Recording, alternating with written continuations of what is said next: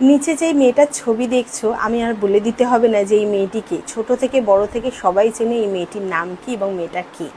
দ্বিতীয়ত হচ্ছে এখানে 6টা ব্রাইডাল লুকের শ্যুট আছে, ফটো আছে, তার মধ্যে প্রীতিকে সবচেয়ে কোনটা তোমাদের বেস্ট লাগছে অবশ্যই বলবে।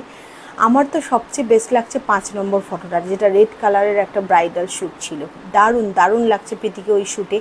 প্রীতিকে সবসময় ভালো লাগে, তবে প্রীতিকে আমি বলি সাজের থেকে বিনা সাজে ওকে বেশি ভালো লাগে। এই একটা মেয়ে এত সাফার করেছে জীবনে, তো মেয়েটার মনের মধ্যে হয়তো অনেক কষ্ট, তাও কিন্তু প্রকাশ করে না, যেটা দেখে খুব ভালো লাগে। আজকালকার দিনেরা অনেক মানুষ ভেঙে পড়ে। এই কিছুদিন আগে দেখলাম এক দিদিভাই হয়তো ফ্যামিলির কোনো কারণে ইগো প্রবলেমের জন্য স্বামীর সাথে ঝগড়াঝাটি হয়েছে, সেই কারণে তিনি নিজেকে শেষ করে দিলেন।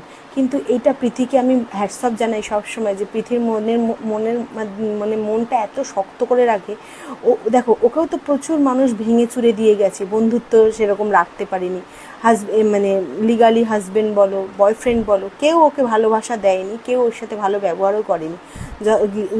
যতজনই এসছে ওর কাছ থেকে ভিউজের লোভে এসছে, এটা তো আমি বলবো। সে ওর বন্ধুবান্ধব হোক আর ওর বর হোক আর বয়ফ্রেন্ড হোক, সবাই লোভে এসেছিলো।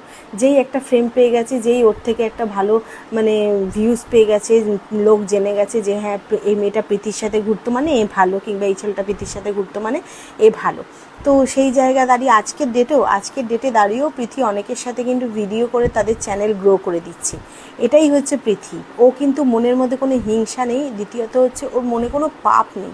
এই একটা মেয়ে, সত্যি সত্যি তোমাকে স্যালিউট জানাই। তুমি আমার থেকে অনেক ছোট, তবু তোমাকে বলতে চাই যে তুমি এইভাবেই থেকে যাও, কারোর কথা শুনবে না, তোমার মন যেটা বলবে তুমি সেটাই করবে।